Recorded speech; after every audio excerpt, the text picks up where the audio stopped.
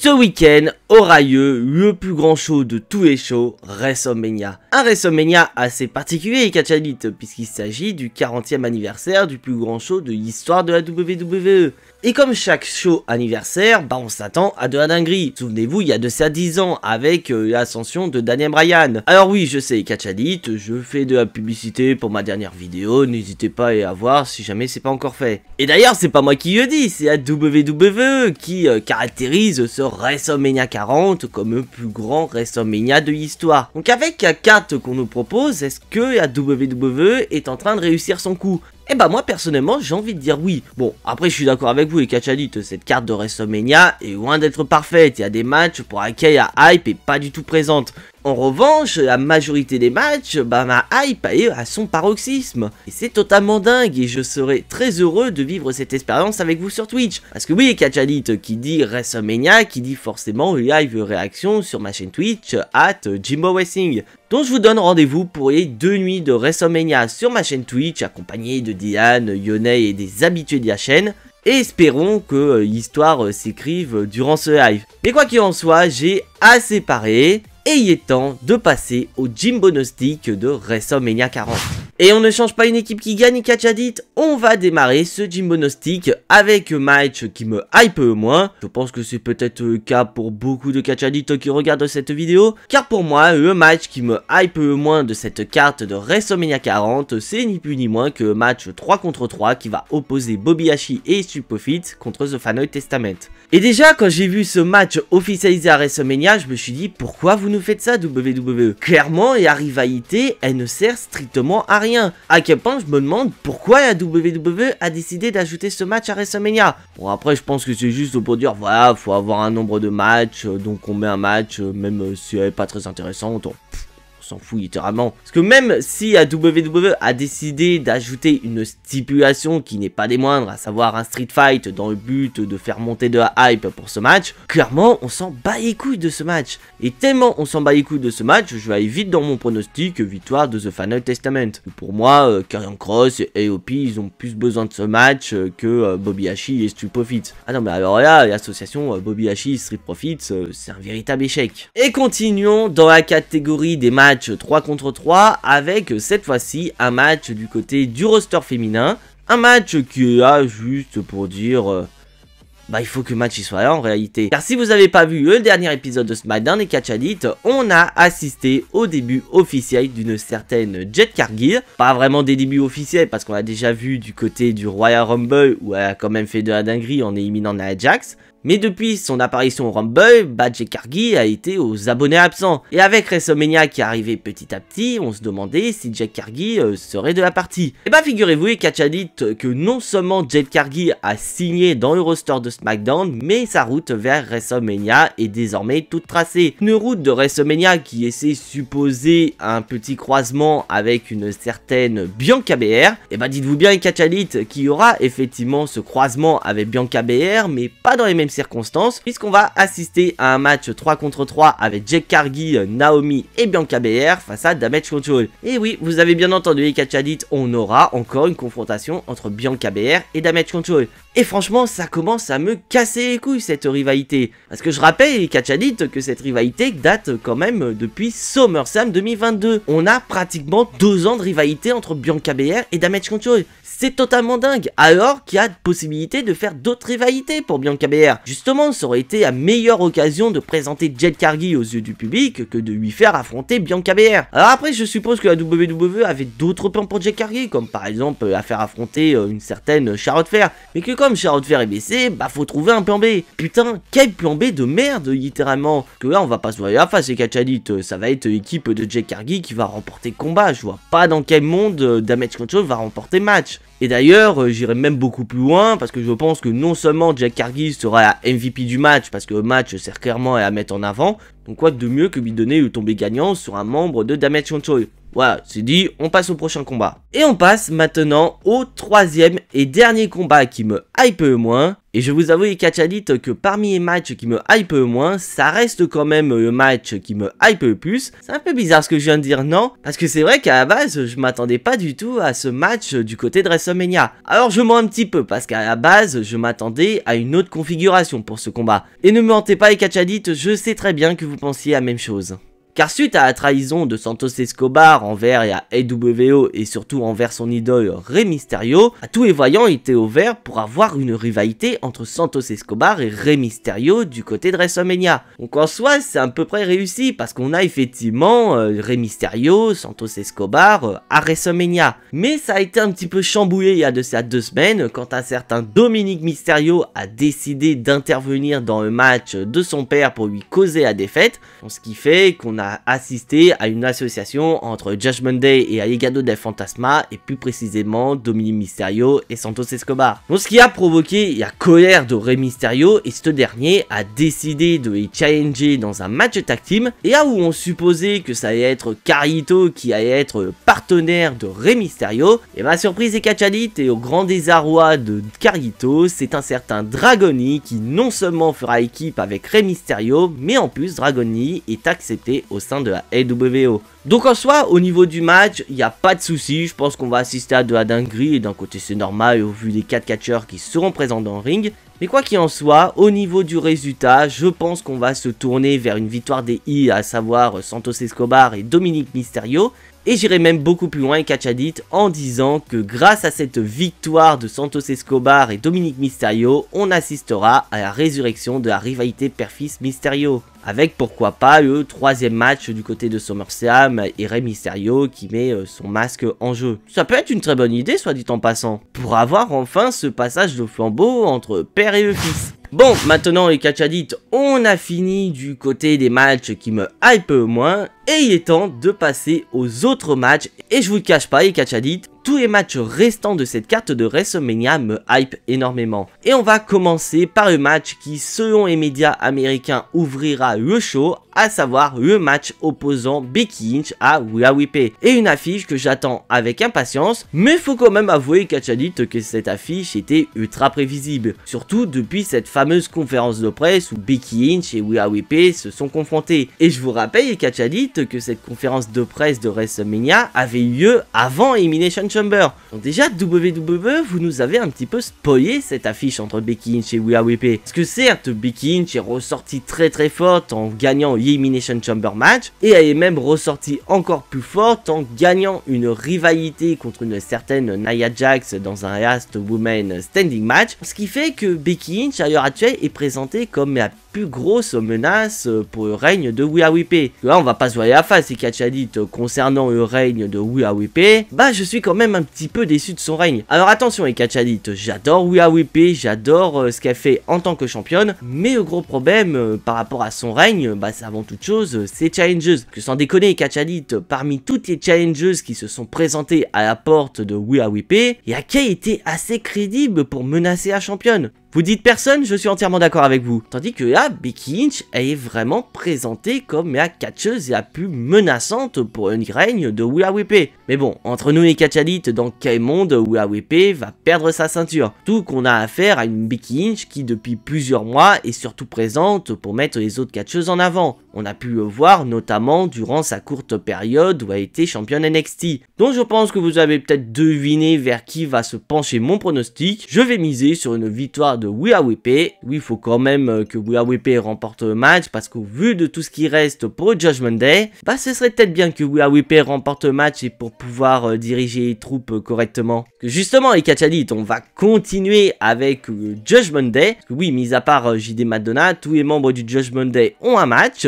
Et là cette fois-ci, on va se diriger du côté de la division par équipe avec Finn Balor et Damien Priest qui vont défendre leur titre tag team dans un match de l'échelle. Et pas dans un match de l'échelle contre une autre équipe. Non, non, là, Damien Priest et Finn Balor affrontent quand même 5 autres équipes. Bon, ce qui fait qu'on va avoir droit à un sacré bordel. Mais quoi qu'il en soit, on a plusieurs scénarios possibles par rapport à ce match. Car Michael Cole nous a plus ou moins spoilé les règles de ce match de l'échelle lors du dernier épisode de War. En effet, Michael Cole a souligné que le match devra se terminer uniquement quand les 4 ceintures seront décrochées. Donc Michael Cole, il n'a pas vraiment dit que ce soit la même équipe qui doit décrocher les 4 ceintures. Donc est-ce que la WWE n'utiliserait pas ce match de l'échelle pour pourquoi pas séparer les titres de champion? Donc si c'est le cas, franchement, ça peut être totalement dingue. Car ça pourrait permettre à 2 équipes de pouvoir avoir leur WrestleMania Moment.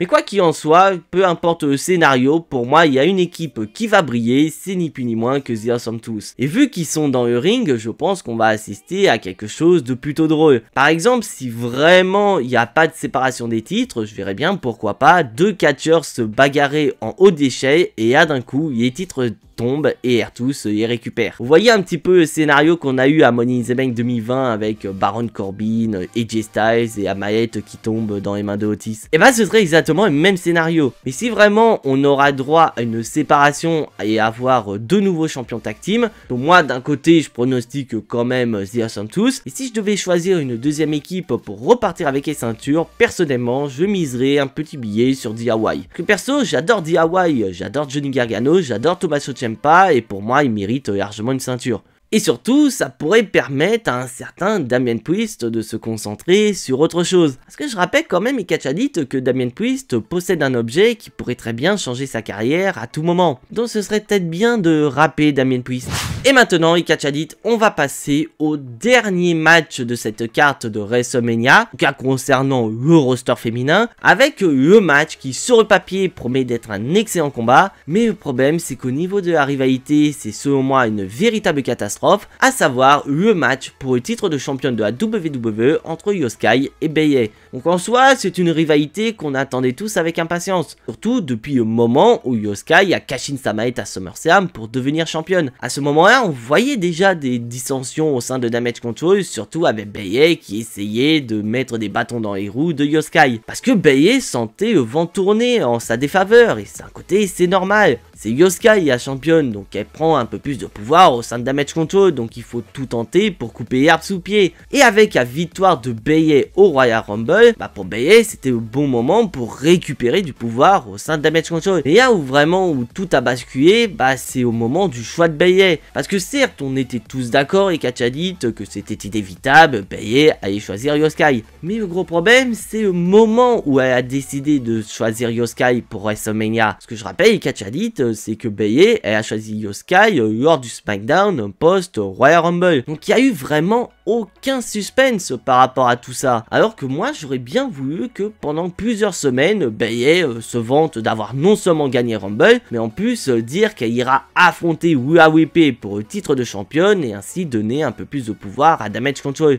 Pour qu'au final elle décide littéralement de trahir Bayley parce qu'elle a remarqué que si elle le faisait pas, c'est bien Io Sky qui allait la trahir. Donc voilà, quoi qu'il en soit, bon c'est fait, on est sur cette rivalité entre Io Sky et Bayley. C'est vrai que personnellement j'aurais aimé voir Io Sky conserver sa ceinture, car tout comme Rhea Ripley, on va pas se voiler la face et Kachadit, le règne de Io Sky est une véritable catastrophe. Mais à la différence de Rhea Ripley qui fait un énorme boulot en tant que championne, bah du côté de Io Sky c'est pas pareil. Ah bah alors là c'est totalement la descente aux enfers. Alors que quand j'ai vu Io Sky devenir championne, j'espérais voir l'ascension de la catcheuse japonaise. Surtout avec l'arrivée de Kairi Sane et d'Asuka qui ont rejoint et en plus elles sont devenues championnes. Je dis putain, pour la première fois d'histoire de la WWE on va avoir l'ascension d'un clan japonais. Et bah non, WWE vous nous avez fait de la merde en réintégrant Dakota Kai au sein de Damage Control. Et en plus vous osez dire que Dakota Kai est la leaduse de Damage Control. Ah non mais là sans déconner WWE vous avez échoué sur toute la ligne. Donc, malheureusement, je vais être obligé de pronostiquer Bayley gagnante de ce match, car faut pas se voir la face, et Kachadit, Bayley a quand même une aura de main eventeuse, et le fait d'avoir le titre pourrait redonner des couleurs à cette ceinture qui a cruellement besoin de quelques niveaux. Voilà, c'est dit, mais j'ai quand même une petite lueur d'espoir de voir Io Sky gagner le combat.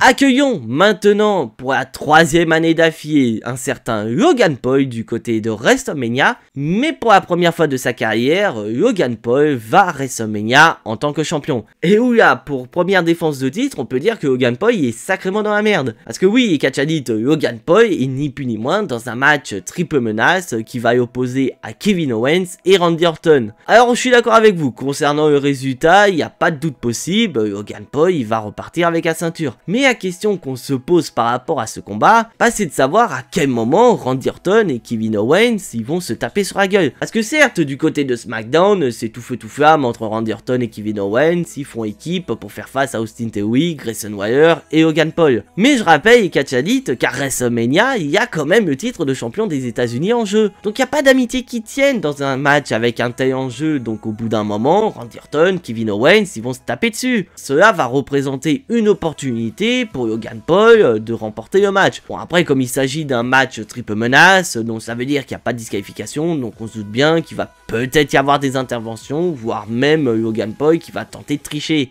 Donc une victoire de Logan Paul, certes avec tricherie ou intervention, mais une victoire quand même, qui va donc propulser Logan Paul un peu plus haut avec le titre de champion des États-Unis. Et parmi les catcheurs qui méritent le titre de champion des États-Unis, on va passer sur un match que j'attends avec impatience, à savoir un match qui va opposer AJ Styles et LA Knight. Une rivalité qui était inévitable, surtout depuis que AJ Styles a fait son retour. Parce que oui, catch addict, depuis qu'il est de retour, AJ Styles s'en prend à LA Knight en le traitant littéralement de voleur de momentum. Parce que oui, catch addict, avant que AJ Styles soit baissé, il était en route pour affronter Roman Reigns pour le titre incontesté. Mais malheureusement, AJ Styles a été victime d'une attaque de la Bloodline et celui qui a profité de l'absence d'AJ Styles, c'est tout simplement LA Knight. D'un côté, c'est pas faux, les catch addict. LA Knight, en l'absence d'AJ Styles, est quand même passé d'un catcheur mid-card à un mini-eventer. Donc cela a provoqué la colère du Phénoménal et ce dernier veut affronter LA Knight à WrestleMania. Donc pour moi, je pense qu'on va assister à un excellent combat, mais c'est vrai que le problème pour moi, c'est au niveau du choix du gagnant. Que perso, j'adore AJ Styles, j'adore LA Knight, donc ça en tiendrait qu'à moi, je donnerais pas du tout de vainqueur. Mais d'un autre côté, il faut un gagnant entre ces deux-là et je pense que je vais miser sur LA Knight. Parce que LA Knight, sa hype est en train de baisser petit à petit et qu'une victoire contre AJ Styles pourrait ranimer la flamme. Après, ce sera une défaite certes pour AJ Styles, mais une défaite qui va pas forcément le décrédibiliser. Après, si ça se trouve, c'est juste le premier match d'une longue rivalité entre AJ Styles et LA Knight. Et maintenant, les catch addict, on va passer au dernier match de championnat, à savoir le dernier match de championnat avant de parler des titres mondiaux, puisque pour la deuxième année consécutive, le ring général Gunther défend son titre intercontinental à WrestleMania. Après, dites-moi les catch addict dans les commentaires, mais je crois que de mémoire, c'est bien la première fois qu'on voit un champion intercontinental défendre pour la deuxième année de suite son titre de champion, et surtout lors du même règne. Et pour son deuxième match à WrestleMania, il affronte pas n'importe qui, il affronte Sami Zayn. Et c'est vrai qu'au début, j'avais un petit problème avec Sami Zayn, parce que si on retrace son année, on voit clairement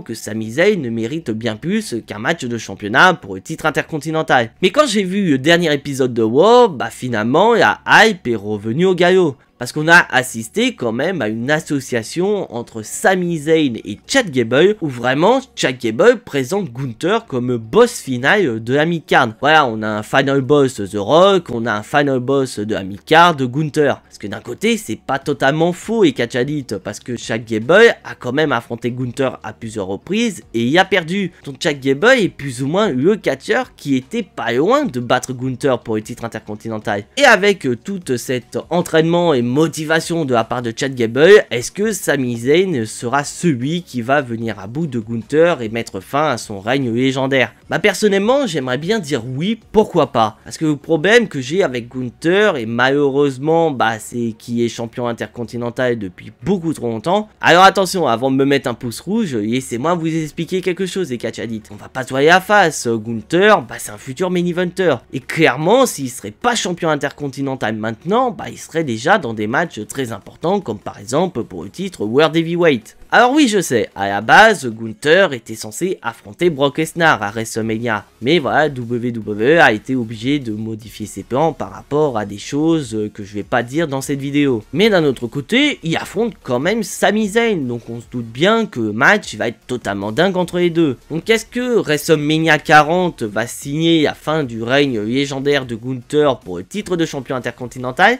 Bah d'un côté, j'ai envie de dire non, parce que certes, j'ai envie de voir Gunther perdre le titre intercontinental et pour qu'il puisse aller vers le main event, mais le gros problème, c'est que le main event, bah pour le moment, bah il y a déjà ce qu'il faut. Donc ce serait con de la part de la WWE de faire perdre Gunther maintenant pour qu'au final il fasse pas grand chose. Donc je suis désolé, Sami Zayn, pour moi c'est pas le bon moment pour faire perdre Gunther, donc tu vas repartir de WrestleMania sans ceinture. Mais je garde quand même une petite lueur d'espoir pour que tu gagnes. Une fois tous les 15 ans du côté de WrestleMania, on assiste à un combat fratricide. Souvenez-vous, à WrestleMania 10, on a assisté à la destruction entre les frères Hart, Bret et Owen. À WrestleMania 25, c'était Matt et Jeff Hardy. Bah on se doutait bien que 15 ans plus tard, on a assisté à une nouvelle guerre entre frères. Et bah pour cette année-là, bah c'est pas n'importe quel frère, puisqu'on va assister à un combat entre Jey Uso et Jimmy Uso. Une rivalité qui était inévitable depuis cette fameuse trahison de Jimmy Uso du côté de SummerSlam. Et je vous cache pas, les catchadites, que bien que ça fasse plusieurs mois que Jimmy Uso a trahi son frère, j'ai toujours du mal à comprendre pourquoi il a décidé de trahir. Parce que sans déconner, les catchadites, Jimmy Uso a été le premier à trahir la Bloodline,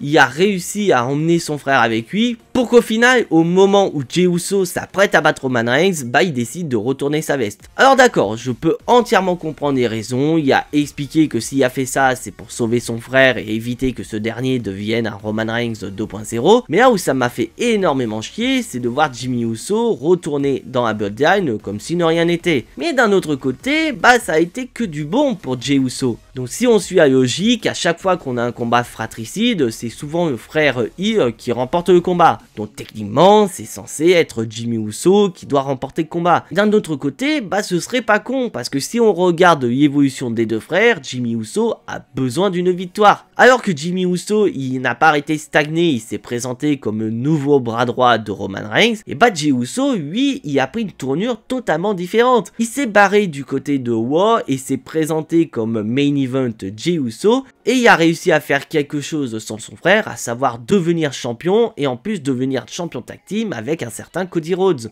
Donc autant dire que niveau évolution, bah Jey Uso, il a plus ou moins réussi sa transition vers le roster solo plutôt que son frère Jimmy. Mais quoi qu'il en soit, j'ai envie qu'on casse ces codes, donc je vais miser sur une victoire de Jey Uso et une défaite de Jimmy Uso qui pourrait très bien entraîner la fin de la Bloodline. Et maintenant les catchadites, vous avez compris, il ne reste plus que 3 combats à traiter, et je pense qu'on est tous d'accord les catchadites, il s'agit des 3 matchs qu'on attend le plus de ce WrestleMania 40, et on va commencer très fort avec le match pour le titre World Heavyweight entre Drew McIntyre et Seth Rollins. Et un match qui à la base n'était pas vraiment prévu, parce qu'à la base on s'attendait tous à un match entre CM Punk et Seth Rollins du côté de WrestleMania. Et ne me mentez pas les catchadites, on était tous unanimes sur ce match. Mais malheureusement, lors du Royal Rumble, CM Punk a subi une grave blessure et s'est donc retiré de la route vers WrestleMania. Et la WWE a fait un excellent choix, c'est de mettre en avant un certain Drew McIntyre. Parce que là, sans déconner, catchadites, pour moi, Drew McIntyre, c'est le MVP de cette route vers WrestleMania. C'est littéralement le catcheur qui a subi la meilleure évolution. Parce qu'on est quand même passé d'un Drew McIntyre qui n'a pas arrêté de se remettre en question, qui cherchait des excuses à chacune de ses défaites, à un Drew McIntyre qui se présente comme le sauveur de WrestleMania. Et ça, je trouve ça plutôt cool. Alors certes, je suis d'accord qu'au niveau des rivalité, bah, le champion World Heavyweight Seth Rollins ne s'est pas beaucoup impliqué. C'est vrai que c'était un petit peu chiant parce qu'au final c'était vraiment que Drew McIntyre qui mettait de l'ambiance. Mais d'un autre côté, on nous a expliqué pourquoi Seth Rollins ne prête pas attention à Drew McIntyre. D'un côté, je peux entièrement comprendre Seth Rollins, il a déjà affronté Drew McIntyre à 2 reprises et il a battu. Donc pour lui, affronter Drew McIntyre une 3e fois, bah, se résume plus ou moins à une formalité. Donc ce qui justifie pourquoi Seth Rollins décide de totalement ignorer Drew McIntyre et se concentrer vers autre chose comme par exemple la destruction de la Bloodline. Et ça c'est plutôt cool parce que là littéralement Seth Rollins il ne se doute pas ce qu'est capable de faire le nouveau Drew McIntyre. Et surtout qu'on a appris quelque chose lors d'un certain épisode de Raw qui s'est déroulé du côté de Chicago. car en effet, CM Punk a annoncé qu'il sera au niveau de la table des commentateurs pour commenter ce match. Donc cela solidifie encore plus ma décision que de donner la victoire à Drew McIntyre. Parce que ok, Seth Rollins en tant que champion World Heavyweight, il est incroyable, il a su donner des couleurs à ce nouveau titre de champion. Mais pour moi, personnellement, c'est le bon moment pour que non seulement il cède sa ceinture, mais c'est surtout le moment idéal pour donner le titre à Drew McIntyre pour qu'il y ait ce fameux moment qu'il n'a pas eu du côté de WrestleMania 36. Alors attention, je suis entièrement d'accord, ce sera pas les mêmes circonstances, parce qu'à WrestleMania 36, Drew McIntyre il était babyface, tandis que là, il est heel. Mais n'empêche, je pense qu'il y aura quand même pas mal de catch addicts qui seront heureux de voir Drew McIntyre devenir champion, et surtout comme j'ai dit, CM Punk sera présent, donc Drew McIntyre pourrait très bien se moquer de CM Punk en disant clairement, t'as vu mec, non seulement je t'ai volé ton match, je t'ai volé ton main event de WrestleMania, mais en plus j'ai volé la ceinture qui t'était destinée, et cela pourrait encore plus valider cette future rivalité entre CM Punk et Drew McIntyre. Là on se doute pas, Drew McIntyre, CM Punk, dès que Punk qui sera rétabli, on va avoir cette rivalité. Et maintenant les catch addicts, il est l'heure de passer au main event de la nuit 1 et de la nuit 2 de WrestleMania. Que oui, j'ai décidé de les traiter en même temps parce que d'un côté c'est assez logique, car le résultat de la nuit 1 aura des conséquences sur la nuit 2. Et bordel de merde, quelle rivalité on a, nom d'un chien. Parce qu'au début, c'est vrai que la rivalité a été très loin d'avoir cette tournure. Souvenez-vous, à SmackDown, Cody Rhodes, non seulement il renonce à son opportunité d'affronter une nouvelle fois Roman Reigns pour la donner à un certain The Rock. Pour qu'au final, on se retrouve avec non seulement un The Rock heel qui joint ses forces à Roman Reigns, mais en plus on a Cody Rhodes qui s'allie à son ancien pire ennemi et nouveau meilleur ami, Seth Rollins. Pour au final, on ait ce match tag team totalement dingue du côté de WrestleMania, totalement dingue que la WWE caractérise ce match comme le plus grand match tag team de l'histoire de WrestleMania. Côté, c'est tout à fait possible. Mais comme je l'ai dit au tout début, ce match aura quand même des conséquences pour le main event de la nuit 2. Parce qu'en effet, The Rock y a posé les bases. Si jamais Seth Rollins et Cody Rhodes remportent le match, ça veut dire que lors du main event opposant Roman Reigns à Cody Rhodes, la Bloodline c'est 0, ils seront bannis du ringside. Bon, il y aura peut-être Paul Heyman, mais bon, est-ce que Paul Heyman sera une menace et coûtera le match à Cody Rhodes?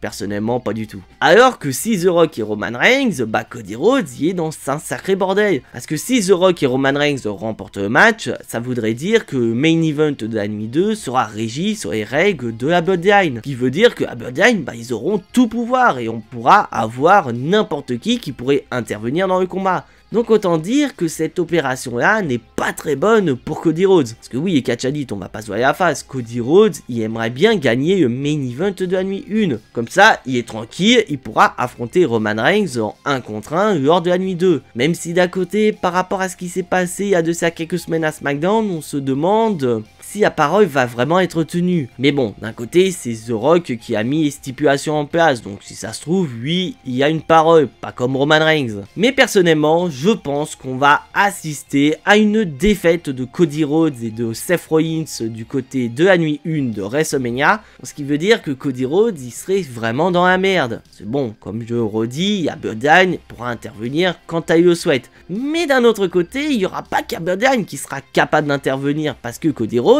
il y a quand même quelques alliés. Il y a notamment Seth Rollins, Sami Zayn ou encore Jey Uso. Donc on se doute bien qu'on va assister à une réunion entre l'équipe de Thanos et les Avengers. Et en parlant d'Avengers, on pourrait assister à certains membres totalement tarés. Ça, je dis rien, mais WWE, ils ont été très subtils en nous mettant certains petits messages, comme notamment avec ce camion avec John Cena et Stone Cold Steve Austin dessus. Donc voilà, donc on peut vraiment assister à tout et n'importe quoi, et je pense que personnellement, peu importe le scénario, la fin doit se terminer par une victoire de Cody Rhodes. Alors certes, c'est assez prévisible que Cody Rhodes y remporte le combat. Mais d'un autre côté, bordel, pourquoi Cody Rhodes viendrait à perdre? Parce que là, littéralement, si Cody Rhodes y perd pour la 2e année de suite à WrestleMania, oubliez Cody Rhodes, parce que là, ça sert plus à rien. Parce que je rappelle, les catch addicts, que Cody Rhodes y a quand même remporté un 2e Royal Rumble d'affilée. Quelque chose qu'on n'a pas vu depuis 25 ans. Donc déjà tu lui donnes ça, donc c'est pour vraiment construire quelque chose autour de lui. Donc ce serait un petit peu con pour qu'au final Cody Rhodes, malgré toute cette montée en puissance, ne soit pas toujours assez fort pour affronter Roman Reigns. Et surtout, j'ai oublié de préciser quelque chose de très important. On a The Rock dans l'équation. Parce que certes, je vous l'avoue, au niveau des rivalités, c'est pas folichon, parce que vraiment, Roman Reigns, il est juste là parce que c'est lui champion.